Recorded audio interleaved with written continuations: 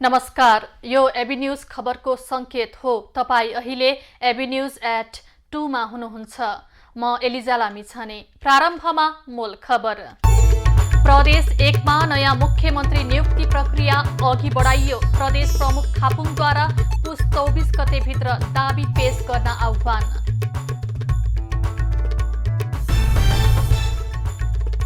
सरकारका न्यूनतम साझा कार्यक्रम तय गर्न गठित कार्यदलले आजबाट काम थाल्दै। प्रारम्भिक मस्यौदामा दलका एजेन्डा समेटिने।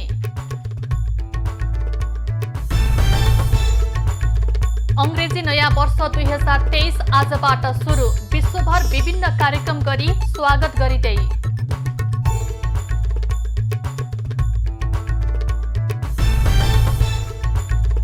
अंग्रेजी वर्षको पहिलो दिन आज नेपाली टोपी दिवस मनाइँदै। नेपाली टोपीको प्रवर्धन गर्ने उद्देश्यले देशभर विविध कार्यक्रमको आयोजना। र नेपाल T20 लिगमा काठमाडौँ नाइट्सको तेस्रो जित। जनकपुर रोयल्स 90 रनले पराजित।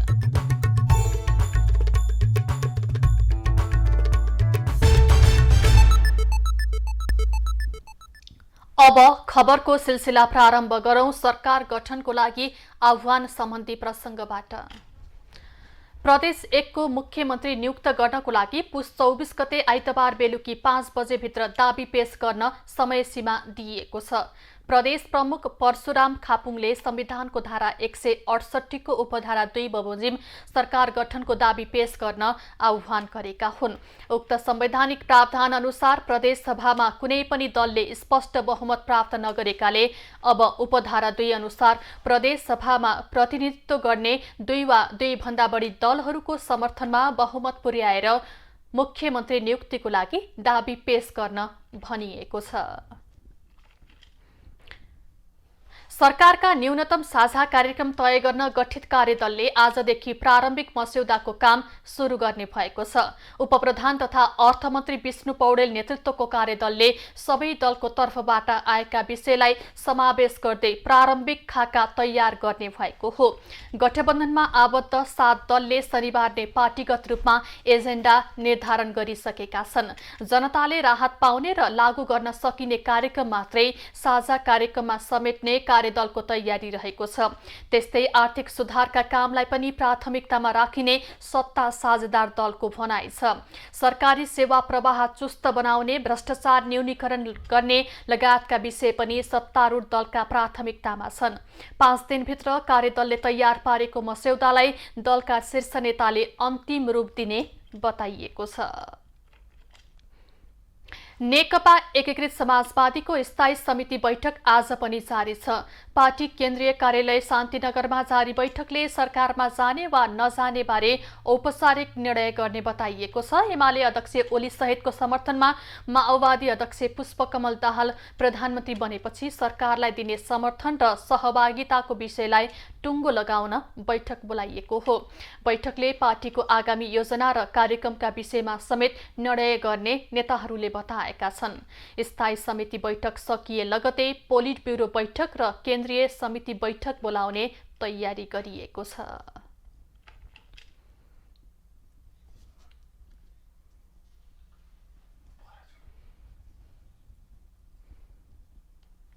दर्शकवृन्द, मुलुककै तेस्रो अन्तर्राष्ट्रिय विमानस्थल पोखरा अन्तर्राष्ट्रिय विमानस्थलको आज उद्घाटन हुँदैछ र प्रधानमन्त्री पुष्पकमल दाहालले उद्घाटन गरिरहेका छन्। अब लागू पोखरा अन्तर्राष्ट्रिय विमानस्थलतर्फ प्रत्यक्ष प्रसारण मार्फत।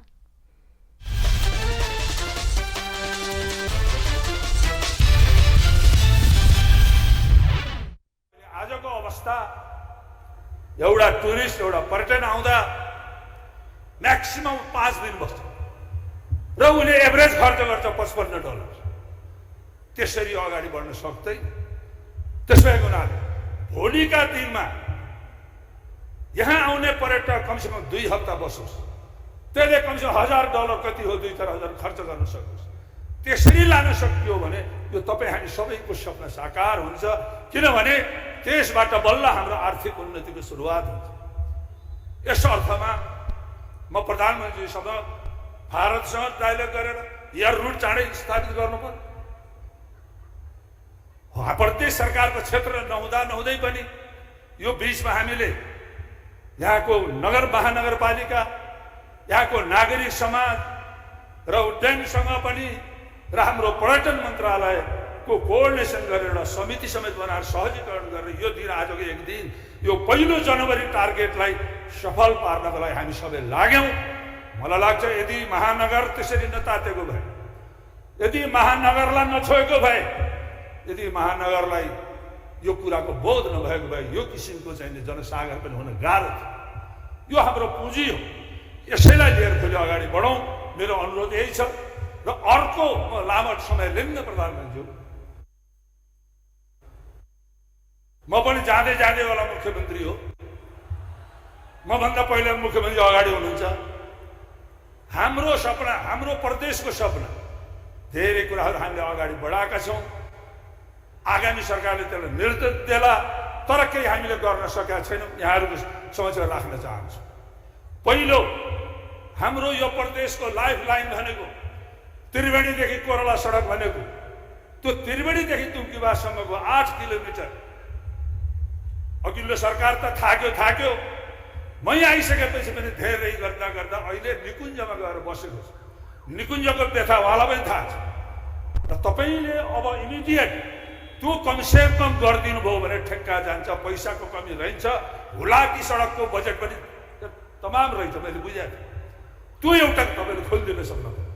अर्को, पोखरादेखि उत्तर खुलेकै छ, मैले भन्न परेन।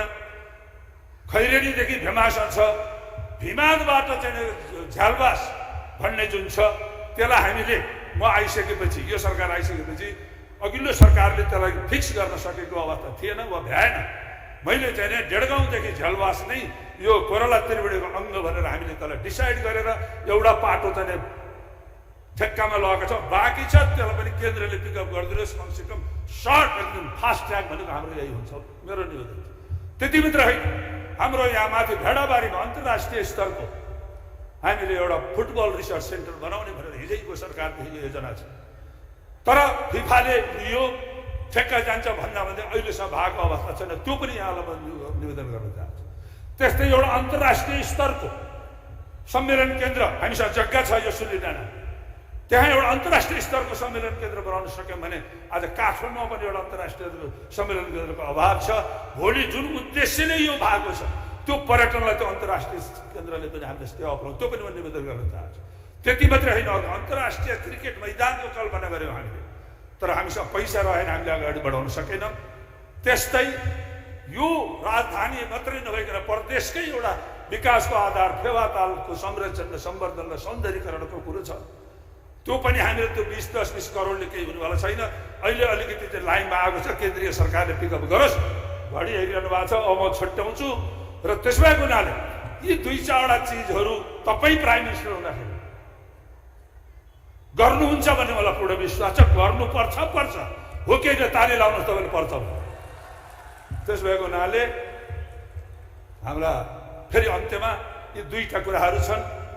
अन्तर्राष्ट्रिय भोलिदेखि बुलन्दसँग हामी चाहिँ कनेक्सनमा जान सकौँ, कनेक्टिभिटीमा बढ्न सकोस् र प्रदेशलाई अगाडि लान सकौँ। यही साझा सवाल हो।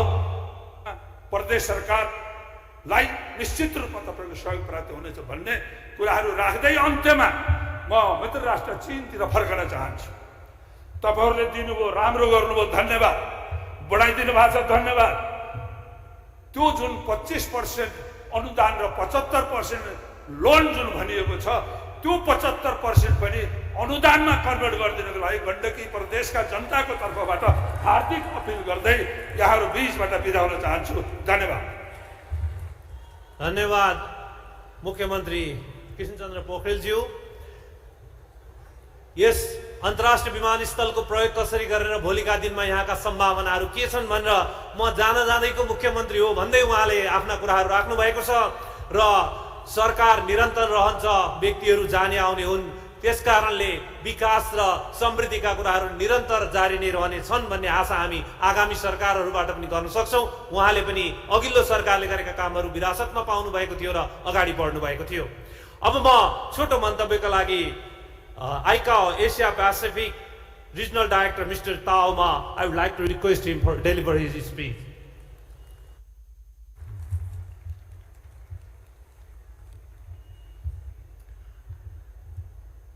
Right Honorable Prime Minister of the Federal Democratic Republic of Nepal, Mr. Pushpo Kamel Daha. Honorable Deputy Prime Minister, Honorable Ministers, Honorable Chief Minister, distinguished dignitaries, colleagues from the civil aviation community, ladies and gentlemen, a very good morning. Firstly, on behalf of the International Civil Aviation Organization, I would like to express my sincere gratitude and appreciation to the government of Nepal for the invitation to this auspicious inaugural ceremony of Pokhara International Airport. I indeed thank you for very warm welcome and hospitality extended to ICAO. At the on-site, I would like to congratulate the government of Nepal for the inaugurating this international airport as part of Nepal's National Pride project. We all know civil aviation and airports are vital for landlocked countries such as Nepal, especially for their connectivity, socio-economic development, and disaster relief efforts. Many countries, such as Nepal, depends significantly on tourism for the socio-economic development, as most of those visitors arrive internationally by air. I am confident that the Pokhara International Airport will boost the economic of this region as well as the national economy.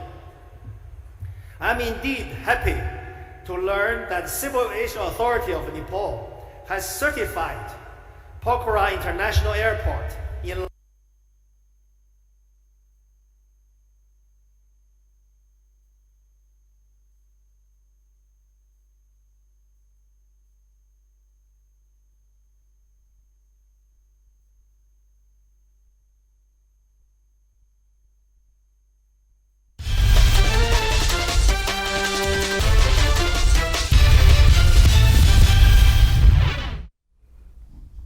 दर्शकवृन्द, हामी भर्खरै पोखरा अन्तर्राष्ट्रिय विमानस्थल उद्घाटनको समारोहमा रहेका थियौं र हामी पुनः केही समयपछि त्यसतर्फ जोडिँदैछौं र मुलुककै तेस्रो अन्तर्राष्ट्रिय विमानस्थलको अबको केही समयमा प्रधानमन्त्री पुष्पकमल दाहालले उद्घाटन गर्नेछन्।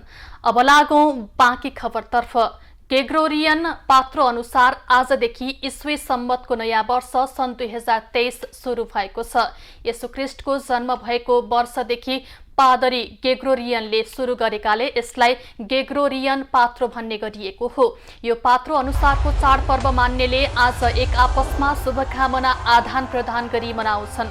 विश्वका अधिकांश मुलुकमा प्रचलनमा रहेको र प्रत्येक वर्ष जनवरीको पहिलो तारिकका दिनबाट सुरु हुने ईस्वी सम्वत जनवरीको पहिलो तारिकबाट सुरु हुन्छ। ईस्वी सम्वतको यो नयाँ वर्ष नेपालमा पनि शुभकामना आदान प्रदान गरी मनाइँदैछ। नयाँ वर्ष मनाउन राजधानी काठमाडौँ लगायत मुलुकका विभिन्न स्थानमा सांगीतिक कार्यक्रमहरूको आयोजना गरिएका छन्। नयाँ वर्ष मनाउन पोखरा, नगरकोट, धुलीखेल, चितवनको सौराहा लगायतका स्थानहरूमा उल्लेख्य आन्तरिक पर्यटकहरू पुगेका छन्। अंग्रेजी नयाँ वर्ष 2023 को स्वागतमा नेपालमा पनि विभिन्न कार्यक्रमको आयोजना गरिएको छ। ईस्वी सम्वतको नयाँ वर्षमा शुभकामना आदान प्रदान गरी मनाइँदैछ। नयाँ वर्ष मनाउन राजधानी काठमाडौँ लगायत मुलुकका विभिन्न पर्यटकीय स्थलमा सांगीतिक कार्यक्रमको आयोजना गरिएका छन्। नयाँ वर्ष सन् 2023लाई स्वागत गर्न काठमाडौँको ठमेलमा आन्तरिक र बाह्य पर्यटकहरूको घुइँचो लागेको छ।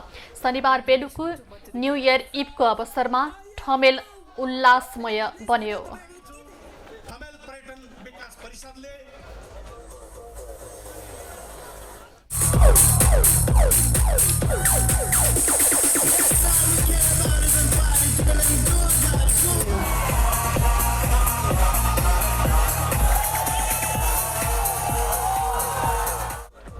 ठमेलमा आयोजित विशेष कार्यक्रममा उपराष्ट्रपति नन्दबहादुर पुन लगायत विशिष्ट व्यक्तिहरूको पनि सहभागिता रहेको थियो। शनिबार राति ठमेलको नरसिंहचोक जीप रोड, त्रिवेणी मार्ग, 7 घुम्ती लगायतका क्षेत्रमा स्वदेशी तथा विदेशीहरूको बाक्लो उपस्थिति रहेको थियो। नयाँ वर्षलाई विश्वका प्रमुख सहरहरूमा पनि भव्य स्वागत गरिएको छ। नयाँ वर्षको स्वागतमा आतिशबाजी र भव्य सांगीतिक कार्यक्रमहरू आयोजना गरिएका छन्। ग्रेगोरियन पात्रो अनुसार ईस्वी सम्वतको नयाँ वर्ष सन् 2023 सुरु भएको हो। येशू ख्रीष्टको जन्म भएको वर्षदेखि पादरी ग्रेगोरियनले सुरु गरेकाले यसलाई ग्रेगोरियन पात्रो भन्ने गरिन्छ।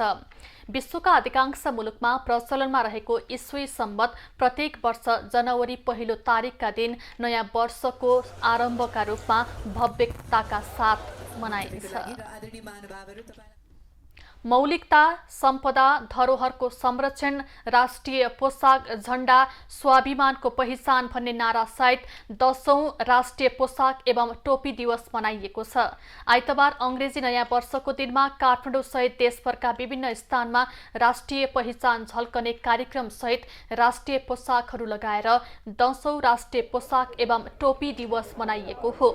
सो अवसरमा काठमाडौँका विभिन्न स्थानमा र्याली समेत गरिएको छ। उनीहरूले राष्ट्रिय पोसाक लोप हुने अवस्थामा पुगेको भन्दै त्यसको संरक्षण र सम्वर्धनको लागि दिवस मनाउनु परेको बताए।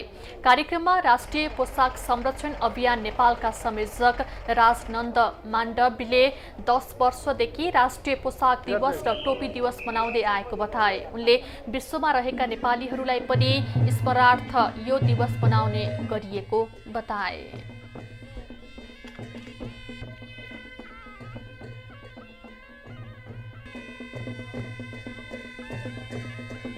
आज 10औं राष्ट्रिय पोसाक तथा अन्तर्राष्ट्रिय टोपी दिवस। हामीले लामो समयदेखि राज्यसँग साझा पोसाकको माग गर्दै आइरहेको सबैलाई थाहा नै छ।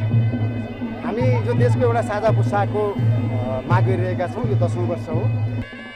राष्ट्रिय पोसाक दिवसलाई विश्वमा रहेका नेपालीहरूले यो दिवस मनाइरहँदा नेपाली पहिचान बढ्दै जाने कार्यक्रममा सहभागीहरूले बताए। युवा पुस्तामा अहिले पनि नेपाली पोसाक लगाउँदा लजाउने गरेका कारण यसलाई लाज मानेर अघि बढ्न नहुने बताए। उनीहरूले अघिल्लो पुस्ताले नेपाली संस्कृतिलाई हस्तान्तरण गर्न नसक्दा अहिले नेपालको पहिचान गुम्दै गएको पनि बताए। कैलालीको टिकापुरमा 9 वर्षीय बालिकामाथि बलात्कार प्रयास भएको छ। थारू समुदायकी बालिकालाई स्थानीय 30 वर्षीय युवकले केराबारीमा लगेर बलात्कारको प्रयास गरेको भन्दै पीडित परिवारले दोषीलाई कारबाहीको माग गरेका छन्। दर्शकबिन, कैलालीको टिकापुरमा 9 वर्षीय नाबालिकालाई 30 वर्षीय एक युवकले जबरजस्ती करणीको प्रयास गरेका छन्। जिल्लाको टिकापुरमा थारू समुदायकी एक 9 वर्षीय बालिकालाई 30 वर्षीय युवकले बलात्कारको प्रयास गरेका हुन्। पौष 15 गते साँझ पीडित बालिकाको घरमा केरा लिने न्युमा गएका 30 वर्षीय युवक प्रेम बहादुर शाहीले केराबारीमा लगेर बलात्कारको प्रयास गरेको परिवार स्रोतले बताएको छ। सजाय दिहक परल हो हमार छाई ऐसी कर लेबा केराबारी ले जा करल बा हमरे जैसी आदि उ सब काय परल हमने ऐसी करैले बा कोटलर कहे थे। बलात्कारको प्रयास गरेका युवक प्रेम बहादुर शाही भने हाल फरार रहेका छन्। बालिकामाथि घटेको घटनालाई लिएर 15 गते राति नै इलाका प्रहरी कार्यालय टिकापुर पुगे पनि मुद्दा दर्ता नभएको पीडित परिवारले गुनासो गरेको छ। वकिलसँग लेखाएर ल्याउनुस् भन्ने कुरा गर्नुभयो। अपराधीले एउटा उसलाई मारेर गइसकेपछि बलात्कार गरेर गइसकेपछि मात्र उहाँले निवेदन पेश गरेपछि मात्रै प्रहरीले त्यो छोप्न आउँछ। ऊ अपराधी त घर लुगा लिएर आएर त्यसपछि भागेछ भनेपछि केही श्रीमतीको हात छ र केही प्रहरीको लापरवाहीले गर्दा त्यो अपराधी चाहिँ भागेको छ। अरू मुद्दा भन्दा यस्तो मुद्दामा प्रहरी अझ गम्भीर हुने भएको हुँदा अपराधीलाई जुनसुकै हालतमा पनि नियन्त्रणमा लिएर पीडितलाई न्याय दिलाउने इलाका प्रहरी कार्यालय टिकापुरका प्रमुख डीएसपी हेम बहादुर शाहीले प्रतिबद्धता व्यक्त गरेका छन्। एबी न्यूज खबरका लागि मंगल बास्कोटे, कैलाली। दर्शकवृन्द, हामी पुनः पोखरा अन्तर्राष्ट्रिय विमानस्थलको उद्घाटन समारोहतर्फ जोडिँदैछौँ र अहिले त्यहाँ अर्थमन्त्री विष्णु पौडेलले सम्बोधन गरिरहेका छन्। अब लागौ प्रत्यक्ष प्रसारण मार्फत पोखरातर्फ।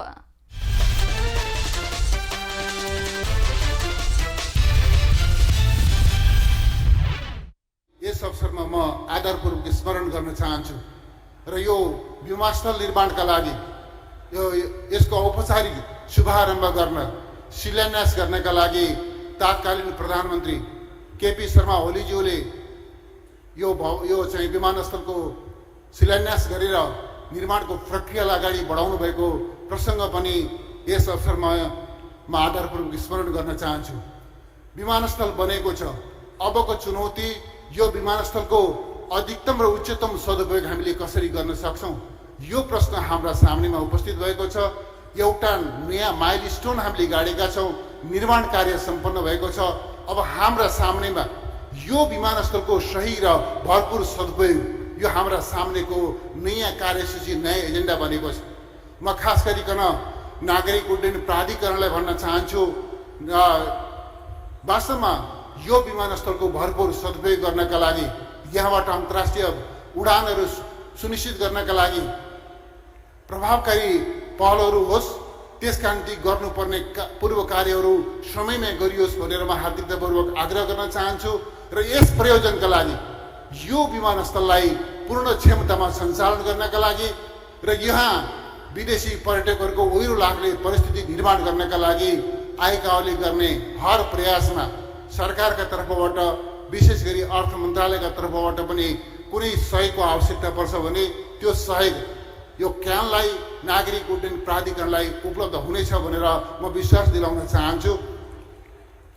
जहाँसम्म पोखराको सन्दर्भ छ, गण्डकीको सन्दर्भ छ, म आफै पनि यही गण्डकीको माटोमा जन्मिएको र हुर्किएको एउटा नागरिकका नाताले वास्तवमा गण्डकी र यो प्रदेशको विकासका सम्भावनाका बारेमा अलिकति चासो, अलिकति रुचि र थोरै प्रयास यसमा सहभागी हुने आफ्नो तत्परता पनि रहेको कुरा म यहाँलाई निवेदन गर्न चाहन्छु। पर्यटन पूर्वाधारका सन्दर्भमा हामीले अन्तर्राष्ट्रिय विमानस्थल बनाएका छौँ। पोखराको एक्लै विकास सम्भव हुँदैन, यसलाई अरू पर्यटकीय स्थलहरूसँग लिङ्कअप गर्नुपर्छ, जोड्नुपर्छ भन्ने मलाई लाग्दछ। पोखरा काठमाडौँसँग जोडियोस्, पोखरा चितवनसँग जोडियोस्, पोखरा लुम्बिनीसँग जोडियोस्, पोखरा जोमसँग वा अरू हाई हिल स्टेसनहरूसँग जोडियोस्। यस रूपमा यहाँको पर्यटन प्रवर्धनलाई अगाडि बढाउनुपर्छ भन्ने मलाई लाग्छ। त्यस दृष्टिकोणले खास गरिकन मुगलिङदेखि पोखराको सडकलाई हामी स्तरोन्नति गर्दैछौँ। यो सडक निर्माण स्तरोन्नतिसँगै मुगलिङदेखि नारायणघाटको सडक स्तरोन्नति गर्दैछौँ। त्यसको निर्माण सम्पन्न भएसँगै स्वाभाविक रूपमा पोखरालाई चितवनसँग जोड्न सजिलो हुनेछ। हामी त्यसै गरी सिद्धार्थ राजमार्ग, सुनौलीदेखि पोखरासम्मको यो सिद्धार्थ राजमार्गको स्तरोन्नतिको प्रयासलाई पनि हामीले विगतदेखि नै अगाडि बढाउने कोसिस गर्दै आएका छौँ। हाम्रा प्रयासहरू एउटा सार्थक हुने स्थितिमा छिटै पुग्नेछ भन्ने मलाई लाग्दछ। यो सिद्धार्थ राजमार्गको स्तरोन्नतिले स्वाभाविक रूपमा पोखरालाई लुम्बिनीसँग जोड्नेछ। यसरी हामी यसलाई चाहिँ अरू पर्यटकीय पूर्वाधारहरू निर्माण गर्दै, कनेक्टिभिटीका यावत आधारहरू निर्माण गर्दै साँच्चै नै यसलाई यहाँले जसरी पोखरालाई पर्यटनको महत्त्वपूर्ण केन्द्रको रूपमा यसको भविष्यको परिकल्पना गर्नुभएको छ, त्यस रूपमा अगाडि बढाउन सकिन्छ भन्ने मलाई लाग्छ। यस हिसाबले अन्तर्राष्ट्रिय विमानस्थलको निर्माण मात्रै होइन, यो ठाउँलाई साँच्चै नै पर्यटकीय केन्द्रको रूपमा विकास गर्नका लागि आवश्यक अन्य पूर्वाधार निर्माणको कामलाई पनि आउने दिनमा सरकारले महत्त्वका साथ अगाडि बढाउनेछ र साँच्चै नै पर्यटनको केन्द्र बनाउने तपाईँहरूको चाहनालाई मूर्त रूप दिनका निम्ति सरकारका तर्फबाट भरपूर प्रयास हुनेछ भनेर पनि म यहाँलाई विश्वास दिलाउन चाहन्छु। जहाँसम्म अहिले मलाई सम्माननीय प्रधानमन्त्रीज्यूले यहाँहरूका सामनेमा सविस्तार धेरै चिजहरू राख्नुहुनेछ, सरकारको तर्फबाट राख्नुपर्ने चिजहरू राख्नुहुनेछ। मैले यति मात्रै भन्न चाहन्छु, हामीले लोकतान्त्रिक अभ्यासबाट, जनअभिमतबाट हाम्रो संवैधानिक व्यवस्था अनुरूप नयाँ जनप्रतिनिधि संस्थाको निर्माण गरेर त्यो जनप्रतिनिधि संस्थाको जगमा हामी नयाँ सरकार निर्माण गरेर जनताका सामनेमा प्रस्तुत भएका छौँ। म पोखरेली दाजुभाइ दिदीबहिनीहरूलाई भन्न चाहन्छु, गण्डकीवासी दाजुभाइ दिदीबहिनीहरूलाई भन्न चाहन्छु, अब हाम्रो सामनेको एजेन्डा राष्ट्रको एजेन्डा राजनीतिक स्थायित्व हो। राष्ट्रको एजेन्डा सुशासन हो। भ्रष्टाचार, अनियमितता लगायतका सबै प्रकारका अपराध कर्महरूलाई निर्मूल गर्दै सुशासन सुनिश्चित गर्ने विषय हो। अब राष्ट्रको एजेन्डा विकास हो, समृद्धि हो र सामाजिक न्याय हो। राष्ट्रको एजेन्डा हामी आजको अवस्थाबाट समाजवादतर्फ, सामाजिक न्यायको मार्ग भएर समाजवादतर्फ कसरी अगाडि बढ्न सक्छौँ, यो राष्ट्रको एजेन्डा हो।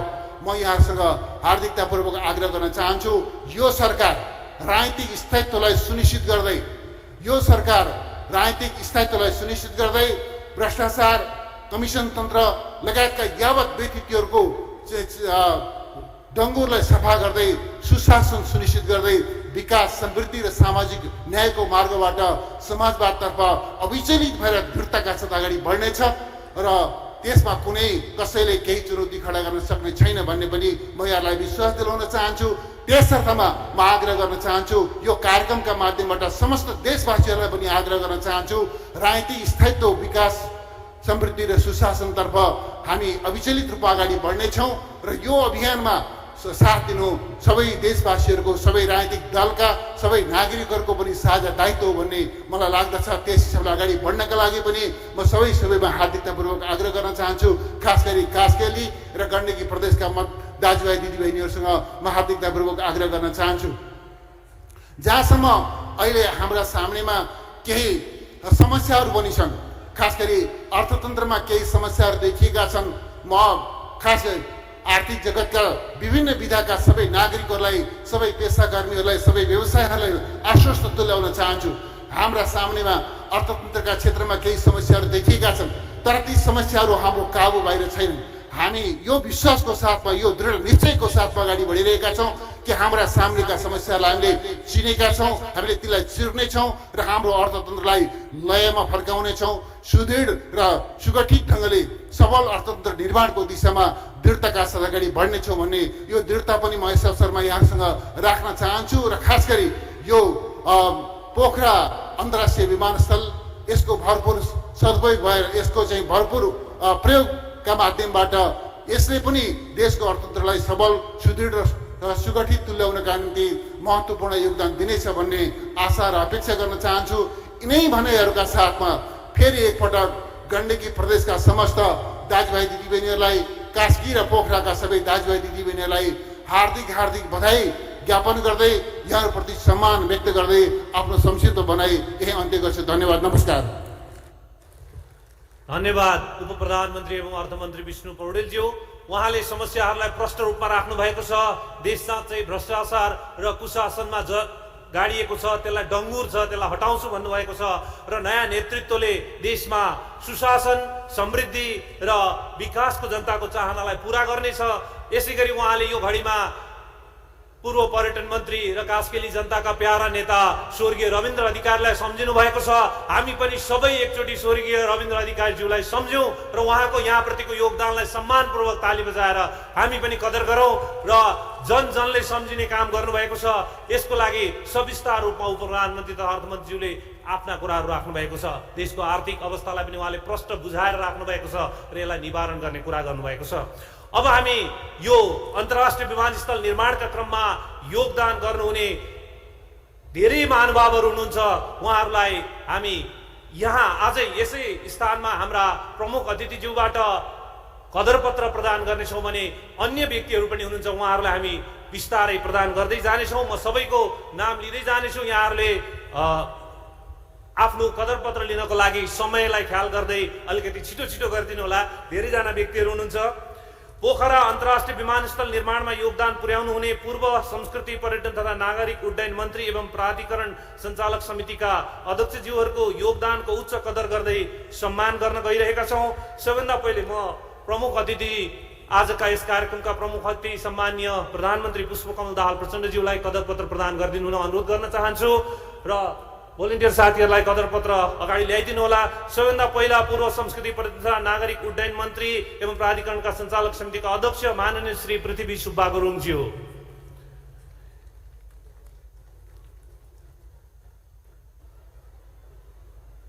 यसै गरी म नाम लिँदै जानेछु।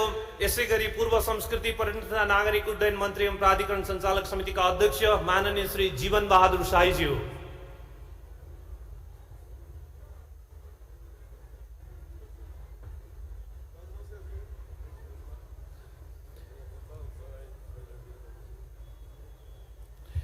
यसै गरी पोखरा अन्तर्राष्ट्रिय विमानस्थल निर्माण सहजीकरण उच्च स्तरीय सहयोग समितिका संयोजक एवं पूर्व संस्कृति, पर्यटन तथा नागरिक उड्डयन मन्त्री स्वर्गीय श्री रविन्द्र अधिकारीज्यू, उहाँको प्रतिनिधिको रूपमा परिवारको सदस्य उपस्थित हुनुहुन्छ भने मैले निम्त्याउन चाहे।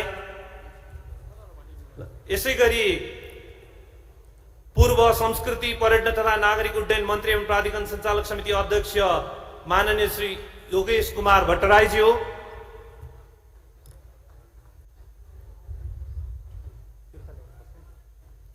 यसै गरी पूर्व संस्कृति पर्यटन तथा नागरिक उड्डयन मन्त्री माननीय श्री भीम प्रसाद आचार्यज्यू, यसै गरी पूर्व संस्कृति पर्यटन तथा नागरिक उड्डयन मन्त्री माननीय श्री प्रेम बहादुर आलेज्यू,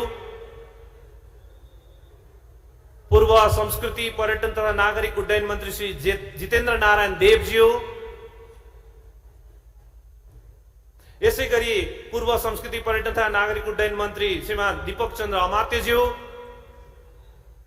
यसै गरी पूर्व संस्कृति पर्यटन तथा नागरिक उड्डयन मन्त्री श्रीमान कृपासुर शेर्पाज्यू, यसै गरी पूर्व संस्कृति पर्यटन तथा नागरिक उड्डयन मन्त्री श्रीमान आनन्द प्रसाद पोखरेलज्यू,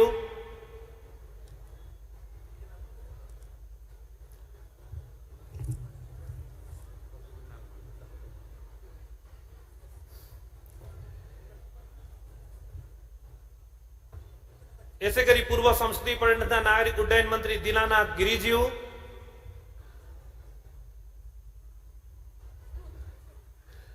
यसै गरी पूर्व संस्कृति पर्यटन तथा नागरिक उड्डयन मन्त्री श्रीमान उमाशंकर अर्गरियाज्यू, यसै गरी पूर्व संस्कृति पर्यटन तथा नागरिक उड्डयन मन्त्री श्रीमान भानुभक्त ढकालज्यू, यसै गरी पूर्व संस्कृति पर्यटन तथा नागरिक उड्डयन मन्त्री श्रीमान जीवनराम श्रेष्ठज्यू र पूर्व सांसद स्वर्गीय सूर्य बहादुर केसी, उहाँको प्रतिनिधि कोही हुनुहुन्छ भने उहाँलाई पनि उपस्थित हुन योगदानका लागि, उहाँको योगदानका लागि सम्मान गर्न चाहन्छु, उहाँलाई पनि उपस्थित हुन अनुरोध गर्न चाहन्छु। यसै गरी पोखरा अन्तर्राष्ट्रिय विमानस्थल निर्माणमा योगदान पुर्याउनु हुने पोखरा अन्तर्राष्ट्रिय विमानस्थल निर्माणमा जग्गा अधिग्रहण मुआवजा निर्धारण समितिका पूर्व अध्यक्षज्यूहरूको योगदानको उच्च कदर गर्दै श्रीमान यादव प्रसाद कोइरालाज्यू, यसै गरी पोखरा अन्तर्राष्ट्रिय विमानस्थल निर्माणमा जग्गा अधिग्रहण मुआवजा निर्धारण समितिका अध्यक्ष श्रीमान हरि मैनालीज्यू, यसै गरी पोखरा अन्तर्राष्ट्रिय विमानस्थल निर्माण जग्गा अधिग्रहण मुआवजा निर्धारण समितिका अध्यक्ष श्रीमान कृष्ण बहादुर राउतज्यू, यसै गरी सोही समितिका अध्यक्ष श्रीमान तारानाथ अधिकारीज्यू, यसै गरी सोही समितिका अध्यक्ष श्रीमान रमेश कुमार केसीज्यू उपस्थित हुनुहुन्छ भने मैले यहाँ निम्त्याउन चाहे। र पोखरा अन्तर्राष्ट्रिय विमानस्थल निर्माणमा योगदान पुर्याउनु हुने श्री शंकर राज पाठकज्यूलाई पनि आज यहाँ कदर पत्र प्रदान गर्ने कार्यक्रम रहेको छ। दर्शकवृन्द, हामी भर्खरै पोखरा अन्तर्राष्ट्रिय विमानस्थलको उद्घाटन समारोहको प्रत्यक्ष प्रसारणमा थियौं र हामी पुनः केही समयपछि त्यसतर्फ जोडिनेछौं। खबरको सिलसिला अझै जारी छ, हामीसँगै रहनुहोला। अब बाँकी खबर। दर्शकवृन्द, लुम्बिनी प्रदेश सभाका सदस्यहरूले पद तथा गोपनीयताको शपथ लिएका छन् र प्रदेश प्रमुख अमिक शेरचनले प्रदेश सभा सदस्यहरूलाई शपथ गराएका हुन् र यसै विषयमा थप जानकारी दिन हाम्रा खबरदाता गोपाल भण्डारी हामीसँग प्रत्यक्ष सम्पर्कमा जोडिनु भएको छ।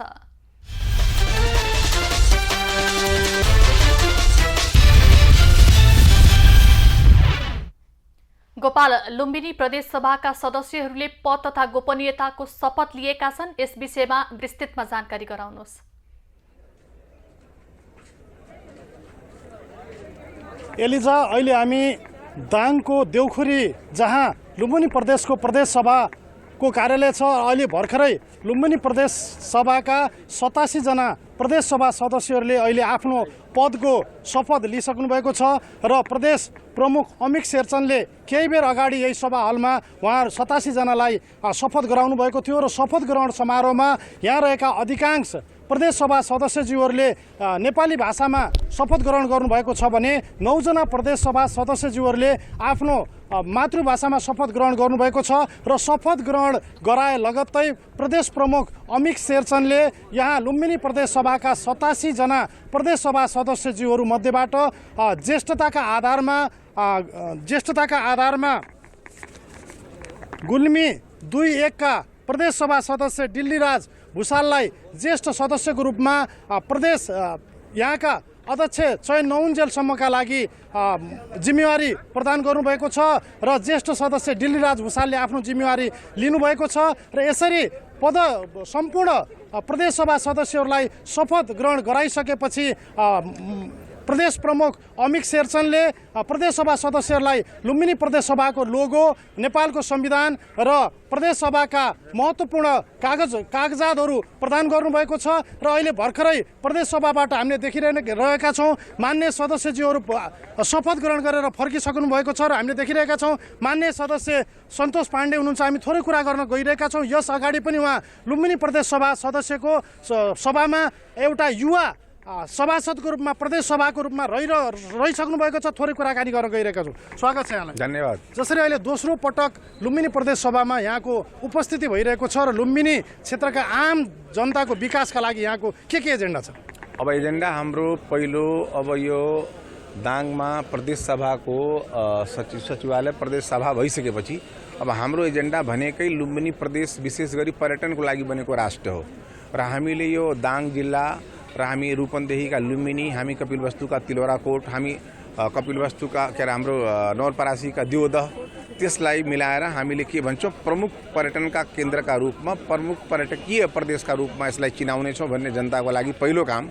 दोस्रो काममा हामीले भौतिक पूर्वाधारलाई विगतमा प्रदेश सरकारले गरेको भौतिक पूर्वाधारका विकासलाई निरन्तरता दिनेछौँ र भौतिक पूर्वाधार विकासलाई पनि अझै सशक्त र बलियो बनाएर लैजान्छौँ र आम जनमानसमा परिआएका समस्या समाधानका लागि शान्ति सुशासनका लागि काम गर्नेछौँ र विशेष गरी यस प्रदेशले अब तेस्रोमा भन्नुहुन्छ भने स्वास्थ्य शिक्षाका क्षेत्रमा पछडिएको त्यसलाई हामीले निरन्तरता दिने र यस क्षेत्रलाई नै एउटा शिक्षित प्रदेशका रूपमा, एउटा स्वस्थ प्रदेशका रूपमा हामी निर्माण गर्नेछौँ भन्ने मैले विश्वास पनि राखेको छु र सबै मान्यजीहरूले मिलेर यस कामलाई गर्नेछन् भन्ने विश्वास राखेको छु। धन्यवाद। र एलिजा, यसरी प्रदेशसभा सदस्य सन्तोष पाण्डे हुनुहुन्छ र हामीले देखिरहेका छौँ र नेपाली काङ्ग्रेसका नेता दिल्लीबहादुर चौधरी हुनुहुन्छ र उहाँसित पनि हामीले थोरै प्रतिक्रिया लिइरहेका छौँ र हामीले यही सर्वसम्मतलाई अगाडि बढाउँछौँ भन्ने मैले लागेको छ। र दिल्लीजी, जसरी अहिले दोस्रो पटक लुम्बिनी प्रदेश सभामा यहाँको उपस्थिति रहेको छ र नेपाली काङ्ग्रेसका एउटा प्रभावशाली नेताको रूपमा पनि उपस्थिति भइरहनु भएको छ र दोस्रो पटक लुम्बिनी प्रदेश सभामा उपस्थित भइरहँदा समग्र लुम्बिनी प्रदेशको विकासका लागि यहाँहरूको एजेन्डा के छ? होइन, सबभन्दा पहिले त सङ्घीयता किन जरुरी छ? सङ्घीयता अहिले गएको उसमा हामीले दुईटै अनुभव हामीसँग छ। एउटा अनुभव के अरे प्रतिपक्षमा बसेको अनुभव छ, अर्को अनुभव सरकार चलाएको छ।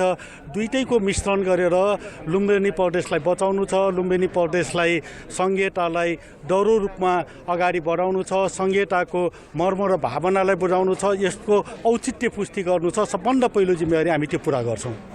धन्यवाद। एलिजा, जसरी यहाँका प्रदेशसभा सदस्यहरूले दाबी गरिरहनु भएको छ र यो लुम्बिनी प्रदेश जहाँ अहिले यहाँका 87 जना प्रदेशसभा सदस्यहरूले शपथ लिन सक्नुभएको छ र दाङको देउखुरी स्थित यो देउखुरीमा जहाँ प्रदेशसभाको पहिलो बैठक बसेको छ, यहाँ शपथ लिएको छ र यसरी आएका यस क्षेत्रमा आएका यस क्षेत्रका 87 जना प्रदेशसभा सदस्यहरूबाट आम लुम्बिनी क्षेत्रका जनताहरू मतदाताहरूले ठुलो आशा र भरोसाका साथ हेरेका छन्। यद्यपि उहाँहरूको कार्यकाल हामीले 5 वर्षमा हेर्नु बाँकी छ, कसरी चलाउनु हुनेछ र प्रदेशसभा कसरी जान्छ भन्ने स्थिति छ। एलिजा, गोपाल, जानकारीको लागि धन्यवाद। दर्शकवृन्द, उहाँ हुनुहुन्थ्यो हाम्रा खबरदाता गोपाल भण्डारी। दाङबाट लुम्बिनी प्रदेश सभाका सदस्यहरूले पद तथा गोपनीयताको शपथ लिएका छन्।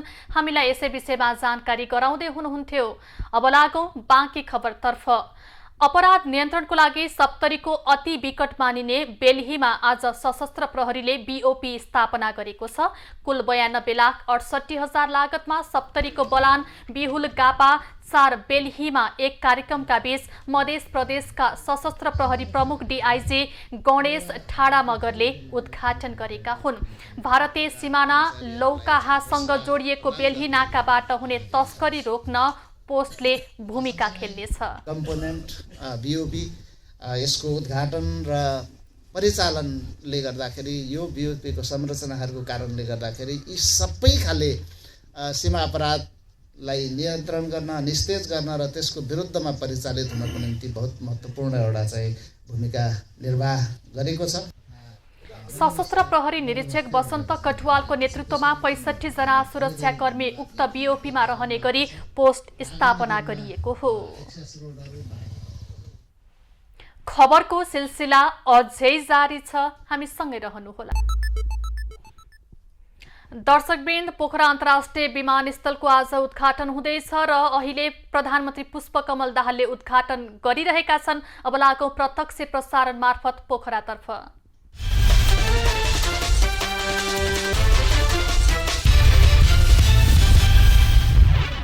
तपाईहरुसँग खुशियाली चाट्न चाहन्छु, हर्ष र गर्व साट्न चाहन्छु र तपाईहरु सबैलाई अभिवादन भन्न चाहन्छु। आज म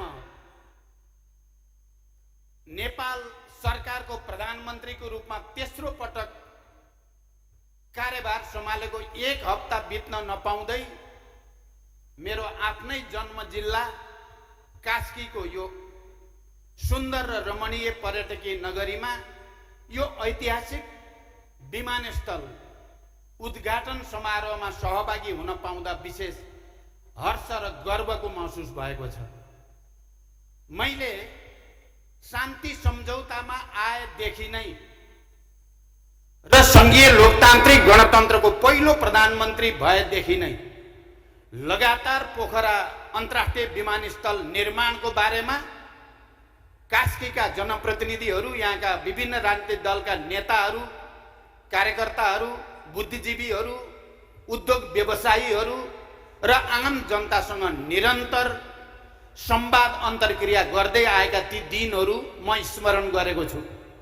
यो अन्तर्राष्ट्रिय विमानस्थल निर्माण हुनुपर्दछ भनेर यहाँको जनताले पटक पटक गरेका आन्दोलनहरू, सङ्घर्षहरू, अनसनहरू, ती अनसन तोड्नको निम्ति म आफैले खेलेका पहल कदमी र भूमिकाहरू पनि आज मैले स्मरण गरिराखेको छु। साथसाथै मैले पहिलोचोटि प्रधानमन्त्रीको रूपमा या दोस्रो पटक प्रधानमन्त्रीको रूपमा पनि यो विमानस्थल निर्माणको विषयमा चिनिया दूतावासमा मात्रै होइन, चीन भ्रमणका सन्दर्भमा चिनिया नेताहरूसँग मैले लगातार गरेका संवादहरू, अन्तर्क्रियाहरू पनि आज मैले स्मरण गरेको छु।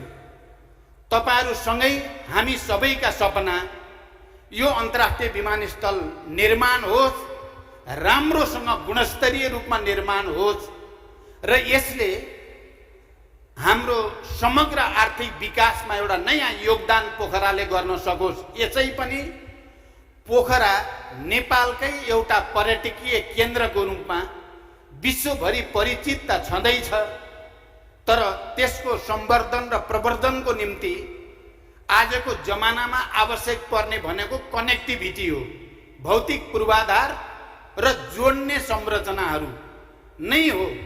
हाम्रो जस्तो भूपरिवेष्टित देशमा त्यो कनेक्टिभिटीमा थुप्रै माध्यमहरू छन्, बाटोघाटो, रेलवे लाइन र ती सबै मध्ये पनि हाम्रो लागि अझ बढी आवश्यक र प्रभावकारी भनेको हवाई सेवा नै हो।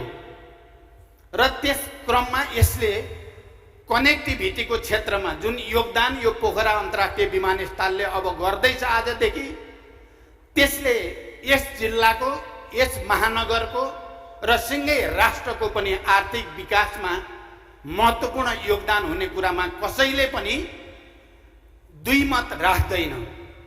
मलाई आज यसको उद्घाटन प्रधानमन्त्रीको हैसियतमा गर्दै गर्दा यो पटक खुसी हुनुको अर्को पनि कारण बनेको छ। मैले अहिले गण्डकी प्रदेशकै जनप्रतिनिधिका रूपमा प्रधानमन्त्रीको जिम्मेवारी सम्हाल्ने अवसर प्राप्त गरेको छु र गण्डकी प्रदेश प्रतिको मेरो जिम्मेवारी विशेष छ भन्ने कुरा मलाई यसै पनि महसुस छ। मेरो आफ्नो जन्मस्थल हुनुको नाताले कास्की प्रति केही दिन अगाडि मात्रै म प्रधानमन्त्रीमा शपथ लिनुभन्दा केही दिन अगाडि मात्रै पनि म कास्की आएको थिएँ र यहाँको जनताले छिटै मलाई प्रधानमन्त्रीको रूपमा देख्न पाऊँ भनेर हृदयदेखि भनेको ताजै छ मेरो मानस पटलमा। आज छिटै नै यहाँको जनताले चाहे जस्तै मैले तेस्रो पटक जनताको सेवा गर्ने प्रधानमन्त्रीको हैसियतमा अवसर प्राप्त गरेको छु। मैले भनेको छु यो पटक हामीले सामाजिक न्याय, सुशासन र समृद्धिको मूल मन्त्र बनाएर जनताको निम्ति समर्पित भएर काम गर्ने अठोट गरेका छौँ। यहाँहरूलाई थाहा छ, मैले निर्वाचन अभियानको दौरानमा देशैभरि घुम्दा पनि सुदूरपश्चिम कर्णाली, लुम्बिनी, गण्डकी, पूर्व 1 नम्बर सबैतिर जाँदा पनि सामाजिक न्याय, सुशासन र विकास नै अब देशको एजेन्डा बन्नेछ, बन्नुपर्दछ। र मैले शान्ति सम्झौताको हस्ताक्षरकर्ताको नाताले र सङ्घीय लोकतान्त्रिक गणतन्त्र स्थापनामा र सङ्घीय लोकतान्त्रिक गणतन्त्रको समावेशी समानुपातिक संविधान निर्माणमा नेतृत्वदायी भूमिका खेलेको नेताको हैसियतले पनि मैले बाँकी जीवन अब आर्थिक विकास र समृद्धिमा, बाँकी जीवन अब सामाजिक न्याय र सुशासनमा भएर मैले जनताको अगाडि कबुल गरेको छु। आज पोखरामा मेरो जन्मस्थानमा यो अन्तर्राष्ट्रिय विमानस्थलको उद्घाटन गर्दै गर्दा र तपाईहरुको यो भव्य र विशाल उपस्थिति देख्दै गर्दा एउटा नयाँ ऊर्जा फेरि कास्कीबाट, गण्डकीबाट प्राप्त भएको मैले महसुस गरेको छु। अन्तर्राष्ट्रिय स्तरको विमानस्थलमा यहाँ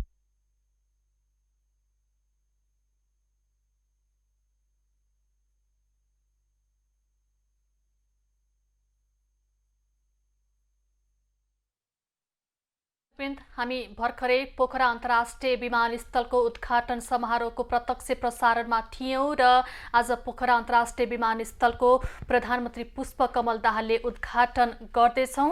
हामी पुनः केही समयमा त्यसतर्फ जोडिनेछौं। अब पालो खास खबरको।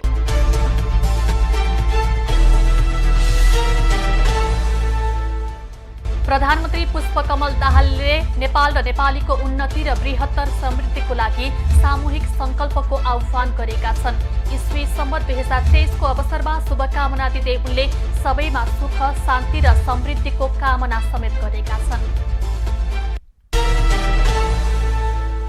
नेकपा एमालेका अध्यक्ष केपी ओलीले राजनीतिक स्थिरता, सुशासन, विकास र समृद्धिका दूरगामी यात्रालाई पुनः अगाडि बढाउने विश्वास व्यक्त गरेका छन्। नयाँ वर्ष सन् 2023 को उपलक्ष्यमा शुभकामना दिँदै उनले नयाँ वर्षको आगमनसँगै देश राष्ट्रिय राजनीतिक दिशा निर्धारण गर्ने प्रयासमा अघि बढेको बताएका हुन्। नेकपा माओवादी केन्द्र सुदूरपश्चिम प्रदेश संसदीय दलको नेता खगराज भट्ट सर्वसम्मत चयन भएका छन्। आइतबार बिहान प्रदेश संसदीय दलको कार्यालयमा बसेको बैठकले पार्टीका स्थायी कमिटी सदस्य तथा प्रदेश इन्चार्ज भट्टलाई सर्वसम्मत रूपमा दलको नेता चयन गरेको हो। माओवादी केन्द्र गण्डकी प्रदेशसभा संसदीय दलको नेतामा हरिबहादुर चुमान सर्वसम्मत चुनिएका छन्। पार्टीले आज उनलाई सर्वसम्मत दलको नेता बनाउने निर्णय गरेको हो। चुमान तनहु निर्वाचन क्षेत्र नम्बर 1 को प्रदेशसभा 2बाट निर्वाचित भएका हुन्। कठ्याङ ऋतु चिसोसँगै चलेको शीतलहरले मधेसको जनजीवन कष्टपूर्ण बनेको छ। घाम नलाग्दा दिनभर बाक्लो हुस्सुले अँध्यारो छ। शहरमा मानिसहरूको चहल पहल पातलिँदै गएको छ। चिसोबाट जोगिन चोक चोकमा आगो बाल्न सुरु गरिएको छ। मकवानपुरको भीमफेदी 2 भैँसे कालीप्रसाद गण आर्मी ब्यारेक नजिक पिकअप भ्यान दुर्घटना हुँदा 1 जनाको मृत्यु भएको छ भने 8 जना घाइते भएका छन्। मृत्यु हुनेमा 12 विश्रामपुर गाउँपालिका 3 का अन्दाजी 20 वर्षका राहुल कुमार पण्डित रहेका छन्। 12बाट हेटौडा हुँदै दामनतर्फ आउँदै गरेको ना 46941 नम्बरको भ्यान ब्यारेक नजिकै आफै अनियन्त्रित भएर दुर्घटना भएको हो। बाक्लो हुस्सुको कारण आज बिहान पोखरा विमानस्थलमा विमान अवतरण अवरुद्ध भएको छ। न्यून भिजिबिलिटीको कारण यहाँ विमानको अवतरण सम्भव नभएको हो। बिहानको लागि तय भएका यति बुध र सौर्य एयरका विमान निर्धारित समयमा हुन नसकेका हुन्। नेपाली बजारमा आज सुन र चाँदी दुवैको भाव बढेको छ। प्रति तोला 300 रुपैयाँले बढेर छापावाला सुन 1,01,700 रुपैयाँ र तेजाबी सुन 1,01,200 रुपैयाँमा कारोबार भइरहेको छ। चाँदी प्रति तोला 5 रुपैयाँले बढेर प्रति तोला 1,400 रुपैयाँमा कारोबार भइरहेको छ। सुदूरपश्चिमकै रिफरल अस्पताल सेती प्रादेशिक अस्पतालमा मुख नखुल्ने समस्याको पहिलो पटक शल्यक्रिया गरिएको छ। मुखको हड्डीमा चोट लागेर करिब 22 वर्षदेखि राम्रोसँग मुख खोल्न नसक्ने कमल बोहराको शल्यक्रिया गरी मुख खोलिएको हो। सो शल्यक्रिया प्रदेशमै पहिलो पटक भएको हो। आज राष्ट्रिय पोल्ट्री दिवस विविध कार्यक्रमका साथ मनाइँदैछ। हरेक वर्ष पुष 17 गते यो दिवस मनाउने गरिन्छ। अण्डा, मासु, चल्ला र दानामा आत्मनिर्भर पोल्ट्री व्यवसाय कोरोनापछि सङ्कटमा छ। नेपालमा पोल्ट्री व्यवसायमा 1,50 अर्ब रुपैयाँ भन्दा धेरै लगानी छ।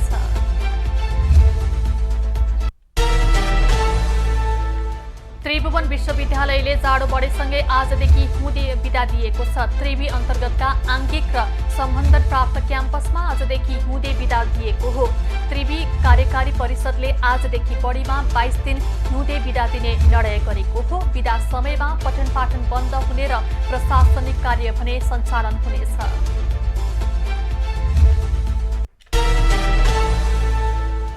झापामा हात्तीको आक्रमणबाट एक महिलाको मृत्यु भएको छ।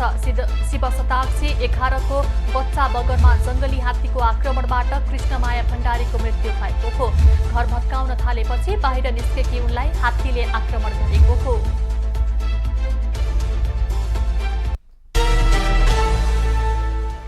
चालू पुँजी कर्जा मार्गदर्शन संशोधनको तयारी भएको छ। उद्योगी व्यवसायीले चालू पुँजी कर्जाको मार्गदर्शन नै लागू नगर्न माग गरिरहेको बेला नेपाल राष्ट्र बैंकले भने संशोधन मात्रै गर्ने तयारी थालेको हो। कार्तिकदेखि मार्गदर्शन कार्यान्वयनमा आए पनि उद्योगी व्यवसायीले असन्तुष्टि जनाउँदै आएका छन्। अभिनेता नाजिर हुसेनले नेपाली टोपी दिवसको शुभकामना दिँदै आफूलाई मान्छे बन्न दिन आग्रह गरेका छन्। उनले सामाजिक सञ्जालमा आफ्नो वंशजको नागरिकतामा मोहम्मद नाजिर हुसेन नाम पढेर कतिपयले नेपाली मुस्लिम कि इन्डियन मुस्लिम, हिन्दू कि मुसलमान जस्ता प्रश्नको सामना गर्नु परेको गुनासो हुसेनको छ।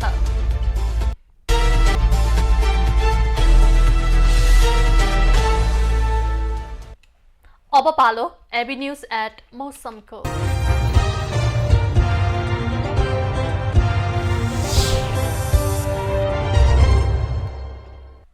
हाल देशका पहाडी भूभागमा आंशिकदेखि सामान्य बदली रही पश्चिम तराईका केही र मध्य तथा पूर्वी तराईका थोरै भागमा हुस्सु कुहिरो लागेको अवस्था रहेको छ। अपराह्न देशको पहाडी भूभागमा आंशिकदेखि सामान्य बदली तथा बाँकी भूभागमा आंशिक बदलीदेखि मौसम सामान्यता सफा रहनेछ। साथै प्रदेश नम्बर 1 बागमती र गण्डकी प्रदेशका पहाडी भूभागका 1-2 स्थानमा हल्का वर्षाको सम्भावना रहेको जल तथा मौसम पूर्वानुमान महाशाखाले जनाएको छ। काठमाडौँ उपत्यकाको आजको अधिकतम तापक्रम 15 डिग्री सेल्सियस र न्यूनतम तापक्रम 4 डिग्री सेल्सियस बीच रहने अनुमान गरिएको छ। आज सूर्योदय बिहान 6:54 भयो भने सूर्यास्त साँझ 5:20 हुनेछ। आज देशभरको मौसम कस्तो रहला त हेरौं देशका विभिन्न स्थानको अनुमानित मौसमी अवस्था।